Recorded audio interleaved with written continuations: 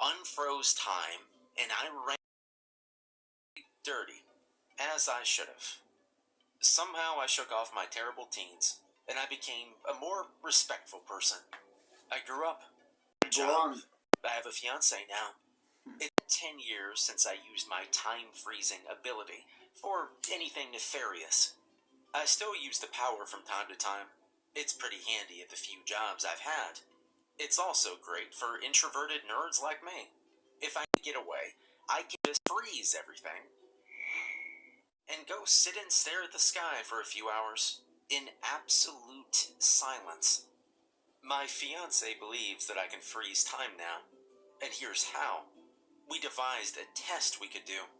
She wrote things onto a post-it note and placed it face down on a glass table while keeping her eyes on me sitting across the room. She'd tell me she was ready, and I would freeze time, crawl under the table, and read what she wrote before returning to my seat, unfreezing time, and reciting what she'd written. She tried to talk me into other experiments, but I declined, and she respected that. I just wanted to live my life, so we did. That brings us now. Something has changed. About a month ago, I froze time in the middle of getting yelled at by my boss. I spent some time telling him where he could shove his citations and screaming obscenities before wandering the office for a time. I grinned when I saw I'd frozen a coworker in the midst of playing a game of solitaire when he was supposed to be working. I stopped to look out a window, staring at the frozen world outside, wrestling my anger under control, and preparing to return to my boss to let him finish his tirade. I walked past my solitaire-playing friend, and when I glanced at his computer screen, I noticed something off. It was turned off. At the time, I kind of assumed I'd mixed up coworkers, so I sort of ignored it. When I got back to the boss's office, I swore his coffee mug was turned in a different direction when I'd frozen time before. And why fucking should I do that, huh? Tell me. Because you're gonna get experimented with another SCP. So, yeah. Tell me. Go on. For me now. Whatever you say, cunt.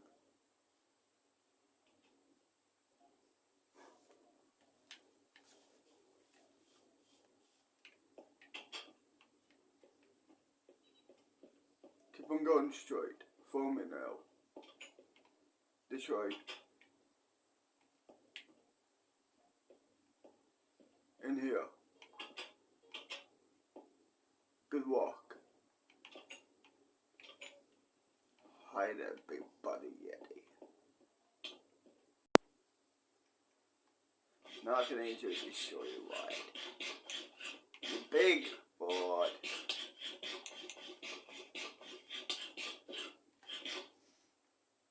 Yeah, all you can do. I can do this pretty much. I can easily kill you. Don't.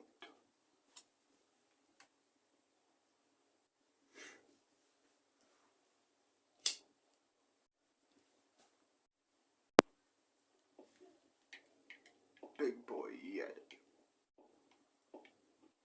Gone. You know you can't hurt me, right, Yeti? You can't kill me, Yeti, right? You know that, right? You cannot kill me. Okay. You're going to catch on fire. I told you, Yeti. You're gonna catch fire somehow. I told you, Yeti. Whatever I say, it comes true, Yeti. So you really want me to test? Don't.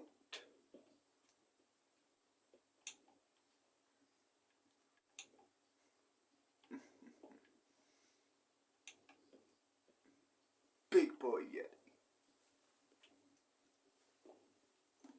Is that all? Can I go? Like, I mean, this big Yeti is nothing special.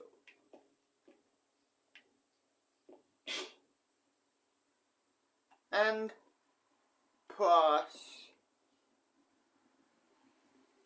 he doesn't want to attack me anymore, I don't think. So, can I go or what? Yeah, you can go. Cool. Bye, Yeti. See you later, disgusting creature.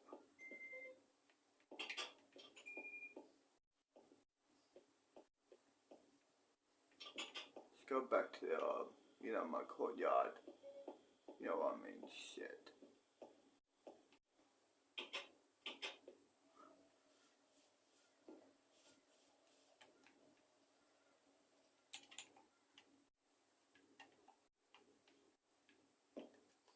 Press play. I could read the writing on his coffee mug. No one cares. Work A harder. blunt. Yeah, he's that kind of jerk. Now, from that position, all I saw was the black of the other side. This guy always keeps his mug face out to remind his underpaid underlings that they should be doing more for him. And also, I saw the freaking writing when I first froze this moment. Why couldn't I see it now? I couldn't move the cup or anything, so what else could I do? I resumed time, and I let the idiot keep yelling at me. He made sure to turn his cup to tell me to work harder as I left the office. Out of curiosity, I checked in with my solitaire friend. His computer had crashed. Poor guy lost a really important report he was working on. He had to redo it. Not sure why he was playing solitaire.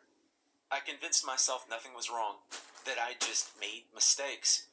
Someone else was playing solitaire, and I just imagined I'd seen the words on the boss's coffee cup. But things like that have been happening more frequently. Small things I could easily miss. Every time I freeze time now, I'll notice something. At home, my toothbrush will move, or a book will be askew on the shelf. I was driving myself nuts with it. I kept trying to convince myself I was just being paranoid. Nothing can move when time is frozen. Nothing but me. But last week, something happened that's never happened before. I froze time so I could wander around outside. The frozen town proper is just sort of fascinating. I was strolling along, and all of a sudden, there it was. A noise. There was never any noise before. Even my own feet made no sound, as clear as day. It was a thump. It echoed out of some alley. I've never been so scared in my life. Time was frozen. I'd wandered through the statues of frozen people going about their day thousands of times. It had always been my space, my sanctuary. But now, something else was here. How could anything make a sound if time was frozen? I ran. I bruised myself on a floating mosquito as I weaved through the frozen crowds. I'd never been afraid of the frozen people before, because I knew they couldn't do anything. But now, any one of them could have made the noise. Maybe some were only pretending they were frozen. I made it back to my original spot. I stood there panting, trying to start time back up so I wouldn't feel so alone. But for a brief moment, I couldn't move it. I glanced around with a sense of growing dread, and that's when I saw something else move around the frozen cityscape. It was only a shadow, just a flicker of some dark shape. It wasn't human. Its limbs were long, its head almost looked like an egg, and there were white, empty half-circles where eyes ought to be. Just white voids. It was the same shadow from the wall of the showers all those years ago. Somehow I knew that, and it wasn't frozen this time. Our eyes met, then everything started moving, and the shadow vanished. I started screaming right in the middle of the sidewalk. I refuse to freeze time ever again. I hoped that whatever that thing was, I left it trapped in that frozen moment. But who the hell knows? If I freeze time again, maybe it will be in the next frozen moment waiting for me. I don't think it's safe there anymore.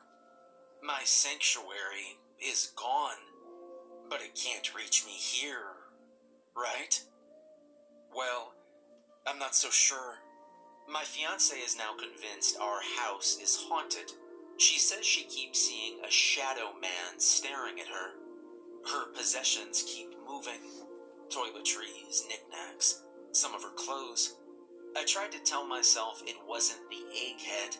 She thought it was a stalker at first.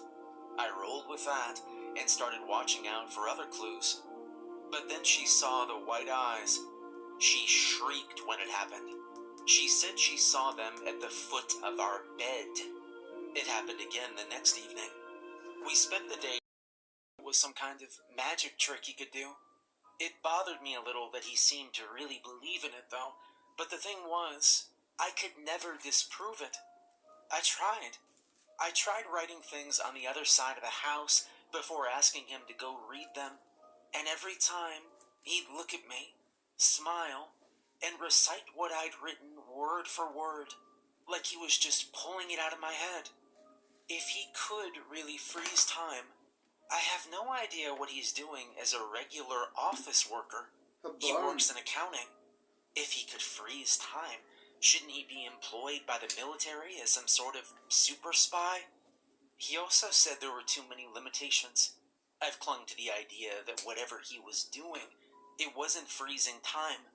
I mean, if he did, how come he can move through air molecules? How can he breathe and process oxygen? The physics make no sense.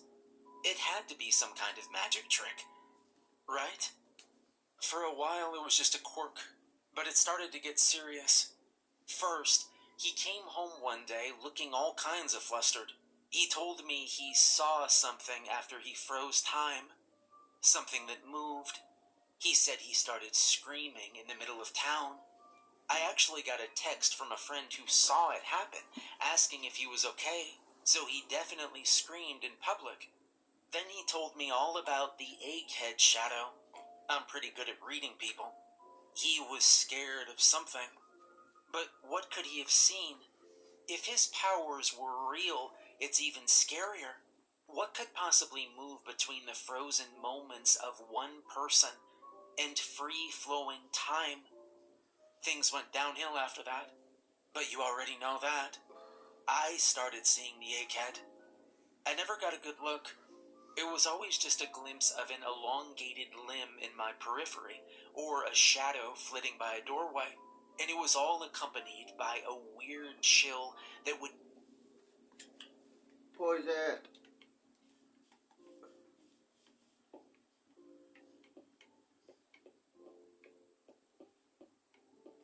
See you guys in the morning, yo.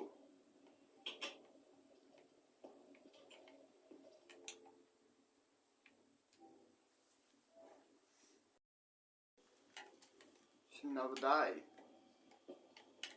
The foundation. Big pathetic if you're asking me, mate. Shit. What to show here, yo, for the day. Press play. give me goosebumps A and bunch make me of day. panic. Then things started moving. I'm telling you, I thought it was just in a typical ghost story after that. Or maybe I had some creepy stalker moving my things when I wasn't looking.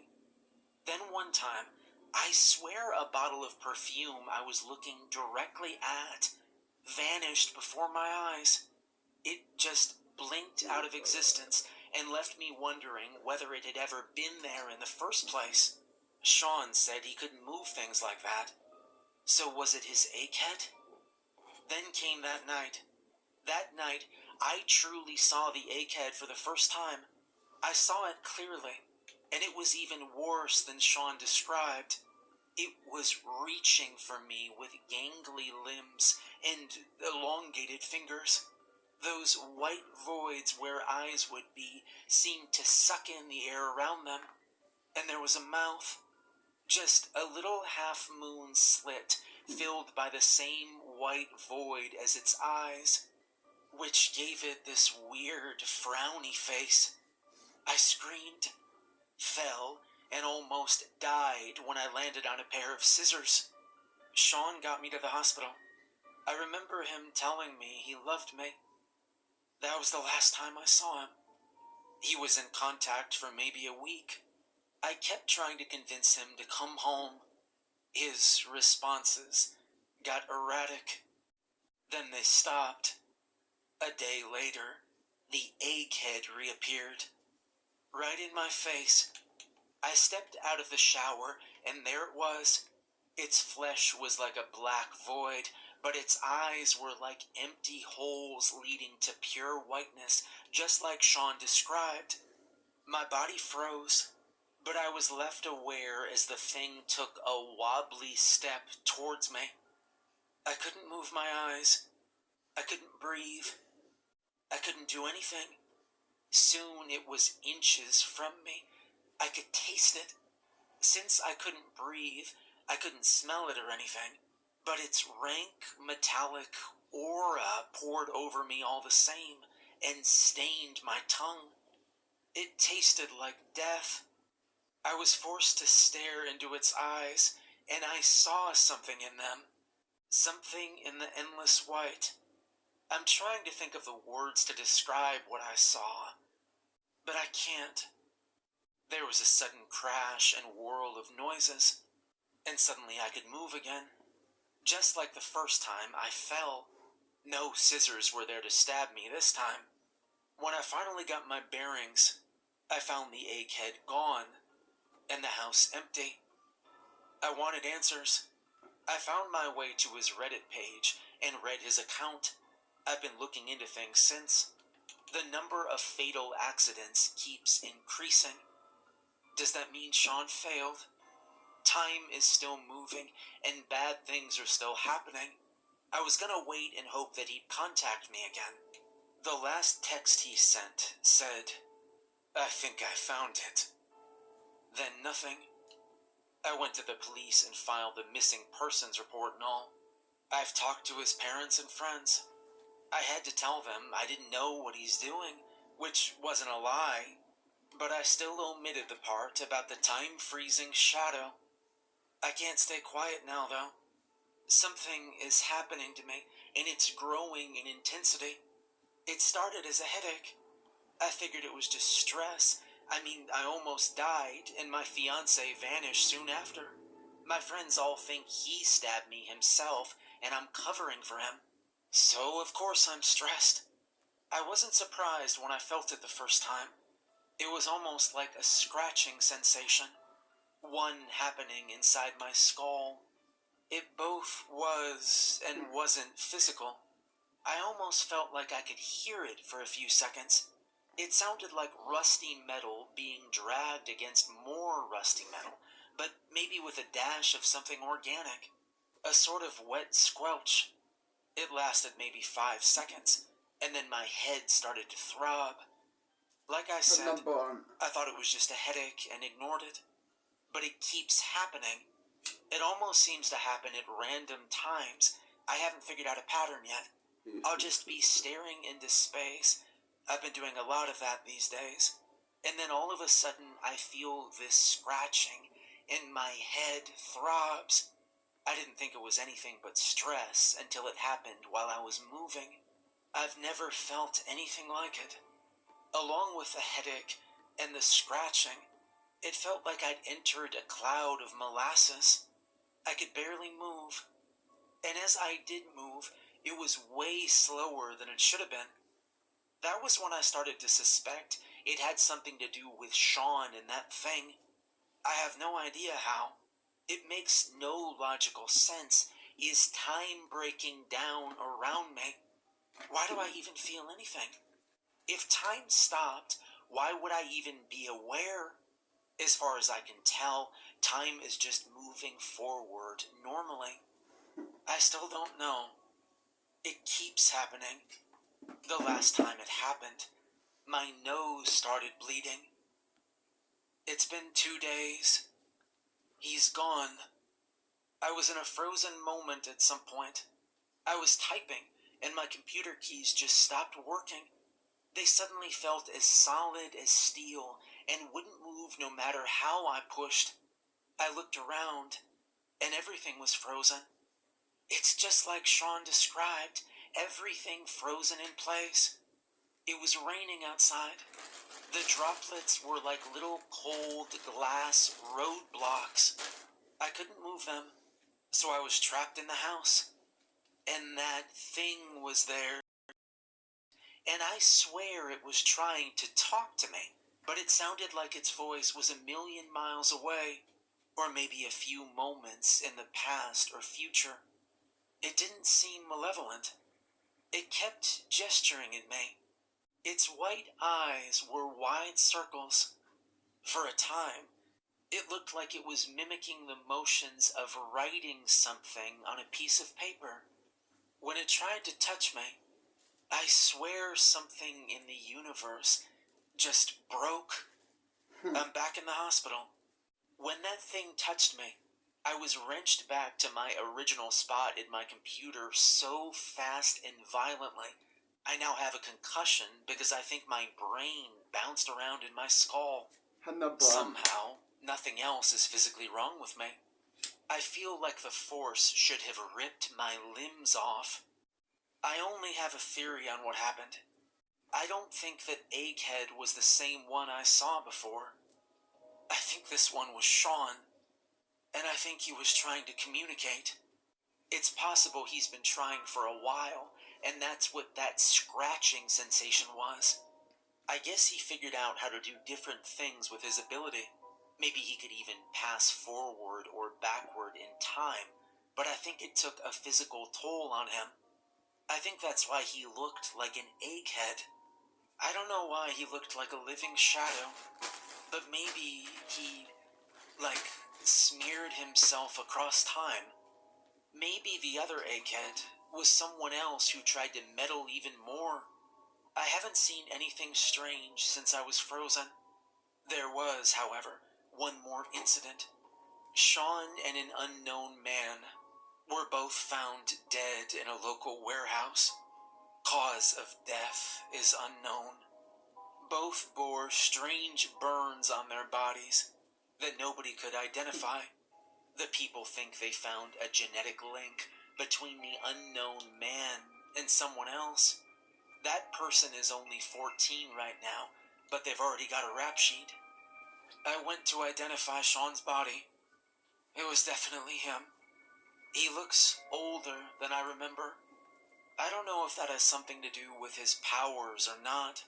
My fiancé's gone. I think the threat is too. Are there more? How far do their powers go? I'm scared. And I wish Sean was here. But he is. Update. I know I haven't posted yet, but I found something. Sean left one last message. I'm not sure how. It was sitting on a table when I got home from the hospital. It was where that shadow looked like it was writing something. This is what Sean said. Dear Delilah, I don't know why I can do the things I do. I figured I was just a mutant or some shit. But I'm not the only one. The first one I saw came from the future. It learned how to turn back time, and it's wreaking havoc. Every time it moves something that shouldn't move, I feel it. It sounds like massive metal slabs grinding against each other. Every time someone dies, it becomes a cacophony. Whatever it's doing, something is breaking. I figured out how to do new things. It hurts. The only thing that doesn't hurt is what I used to do, where I just move around in a frozen moment. Anything else, it feels like it's stretching me. I think I understand now. It is stretching me. It's making me exist in multiple moments at once in the same universe. That's not supposed to be possible. That's why my skin is fading. That's why when I look into my reflection's eyes, I see those white voids. The other egghead was hiding in a single moment, but then it came after you. I chased it away, but I was following in that moment for what felt like years. I think he was toying with me. After all that time, the grating sound barely phases me, but I feel the effects getting worse. I finally figured out how to fight it, and I think I have it cornered. I have it frozen in a moment, but I had to come back and try to say goodbye first. I love you, Delilah, and the only way I can think to stop this thing will kill me too. I wish I could spend my life with you, but it's better this way. The fewer of us time manipulators there are, the better. I know that sounds like bullshit, but please understand. I've seen the void behind the egghead's eyes. It leads somewhere outside of time as we know it. Outside our universe. I've seen the things there that want to get in. I hear them talking to me, trying to get me to meddle with time even more. I won't do it. I'm sorry, Delilah. And I'm sorry that I scared you. I'm an egghead now, too. Live your best life. And don't forget me. 2, Yours forever. 1. Sean. Action.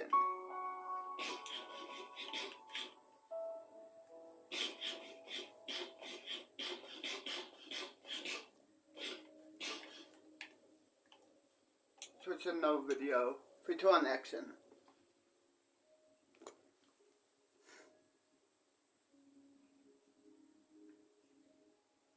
Let's switch to another video now.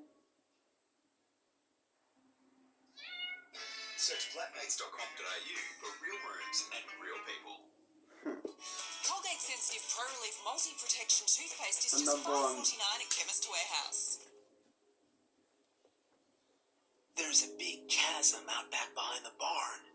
My cousin Todd told me the first day of my visit, sitting on the back deck in a pair of finely aged Adirondack chairs. We can go check it out after breakfast if you want. Yeah, Number sure. 1.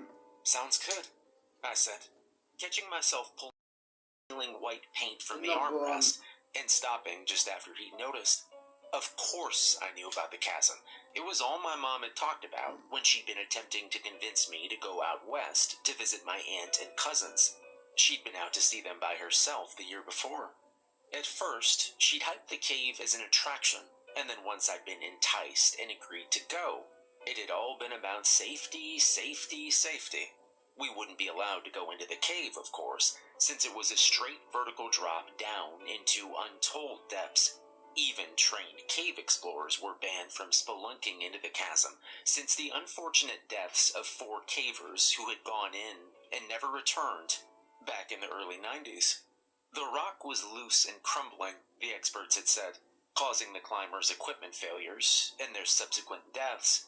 I knew we wouldn't be able to do much other than look, Let but me I was still guess. intrigued. The pictures I'd Another seen of the fucking chasm, experiment. known locally Yeah. as the Pit, For me. were truly amazing.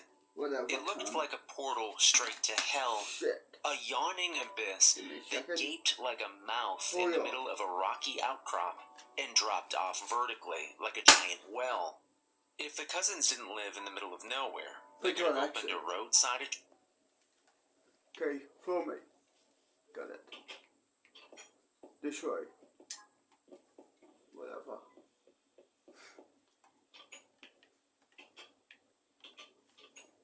Down here. Whatever. The barn where we walk. Down here. This one. Good walk. Yeah, fuck you, mate. For you gonna do, mate?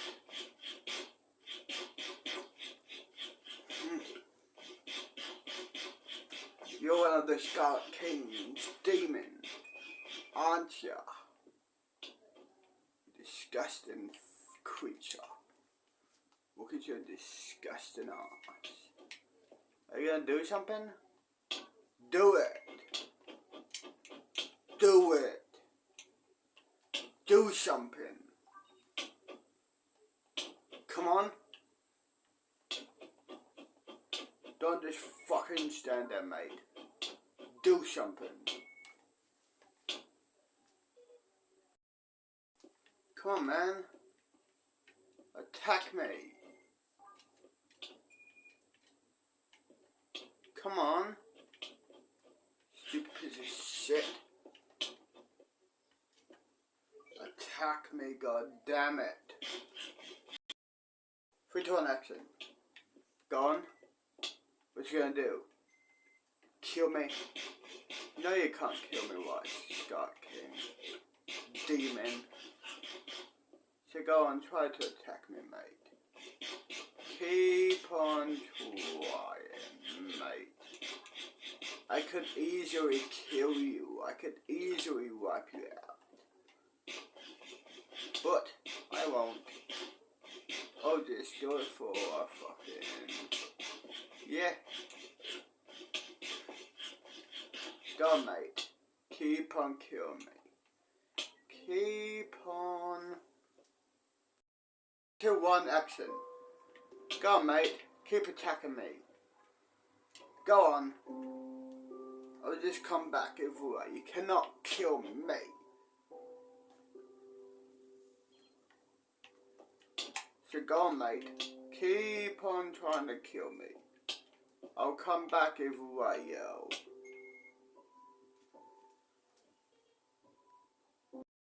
2, 1, action. Go on, keep on trying to kill me, mate. Keep on trying to kill me. Go on, mate. Keep on trying. Come on. Well, here we are. Once again, like I said, I will always be able to come back.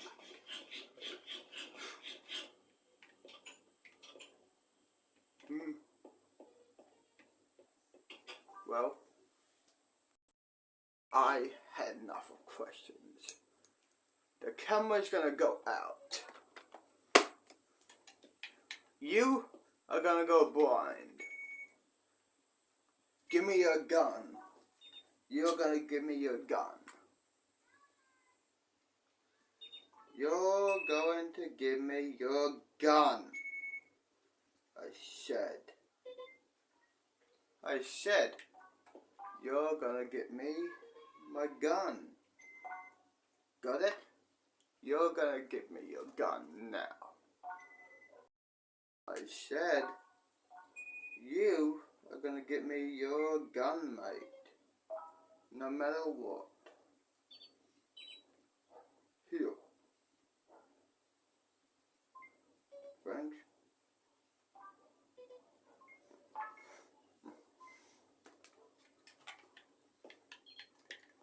Now give me it. Now, what was it? Were you gonna ask me, huh? What fucking was? I told you, I hate questions. Okay? I could kill you right here, right now. But, you know what? Fuck you. Go to hell. Bitch. Well, it looks like I have no scientist for now. That's a good thing, yo. So let's put this in here, I guess. Put this over here, yo. Let's go to outside and yeah, you know, press play. Traction stand and made a killing. That's how bizarre this thing looked. The hole went down further than anyone had been able to record. Even before the deaths 30 years before, there was no record of anyone surviving who had gone down into the cave, since its unreliable walls were known to crumble and give way without warning. I stood up. I walked forward and eventually felt the ground harden a bit beneath my feet. The light was closer now. I moved forward with a purpose, covered in black caked-on mud, and struggling to breathe as it covered my mouth, nose, and eyes. I tried to wipe it away, but only ended up with more mud in my eyes. As I got closer to the light, I heard the sound of waves crashing, and my feet were soon stumbling out onto a white sandy beach. It was a small cove, encircled by towering white cliffs, with jungle all around the entrance to the cave. The pool of water in the inlet was small, shaped like a rough circle about 30 feet across. I stood at the edge, covered in mud, thinking how good it will feel to be clean, and I stepped into the water. As soon as my foot broke the surface of the water, I knew something was wrong, but by then it was too late. I fell head first, waking up as I did so, and I saw the ledge coming at me fast. I woke up, falling straight down into the pit. I'd been sleepwalking, of course, for the first time in my life, and I'd walked head first into a bottomless pit. The wall of the pit sloped in a few feet down, just enough to break my fall so that I didn't die, as I tumbled and crashed down about 50 feet to a ledge, barely awake, and felt my jaw hit the ground. My arm reached out to brace for the fall, and my wrist flared in sharp pain as it took the brunt of the impact. I woke up to my world spinning. My mouth tasted coppery, and I realized my nose was bleeding, or maybe my mouth, or both. My arm was on fire, and I couldn't move it. My wrist felt like it was sprained, but maybe not broken. It took me a few minutes to regain my senses, and I found that I could hear a voice. It was whispering urgently from what sounded like a great distance down below me. It took me another minute to remember where I was, and why the voice sounded so far away and echoing. Hey, you up there? Can you hear me? Hey! Yeah, I hear you. I can hear you, I said, gradually regaining some of my senses. Good, the voice whispered back, sounding relieved. Glad to hear you're all in one piece. I was. I must have been sleepwalking, I said, remembering how I'd awoken just as my foot plunged into the cold ocean water in the cove of my dream, waking to find myself tumbling head over heels down into the cave, the chasm, the pit. My stomach lurched as I recalled the view of the rock shelf I landed on racing towards me as I fell. A moment later, I found myself vomiting without warning. Clear bile dripped from my lips as I coughed and finished retching. I noticed suddenly the smell down in the pit was horrendous. It smelled like a sewer on a hot day, like a dead mouse in a hot cabin left to decay for the summer, like rotted black potatoes, spoiled eggs, and rancid butter left out to rot under the radiator. That smell, I said suddenly, unable to hold back, forgetting our tones had been whispers until this point. The walls above me shook suddenly, and small stones fell down, hitting me hard on top of my head. A big rock fell and struck my right shoulder, causing a stab of sharp pain there. I bit my lip and sucked in air through my teeth, trying not to scream. Quiet, the voice insisted. This whole place could cave in. I tried not to hyperventilate, thinking about tons of rock falling on me from above, pinning me down, trapping me in this place with this smell. Forever. My cousin, I said. He'll come looking for me. He'll get us out of here, I said, more to myself than to the man below me. Oh, good. The voice below answered back. I've been down here for, I don't know, a long time it feels like. I can't tell how long anymore. I've lost track of time. My head was feeling foggy. I could feel a gash above my eye. I tried to wipe the blood away, but found it only made things worse. I pulled off my t-shirt and ripped the sleeve off, fitting it over my head like a makeshift bandage. I used the rest of my shirt that seemed relatively clean to wipe the blood from my eye and face, blinking as my vision began to return. Jordan! I felt relief wash over me as I heard the calls of my cousin up above me. I was about to call back when I remembered the voice below and its warning. I'm down here. I yelled back up to the hole above. I could see the shape of his head above me before he retreated back out of sight. How the... His voice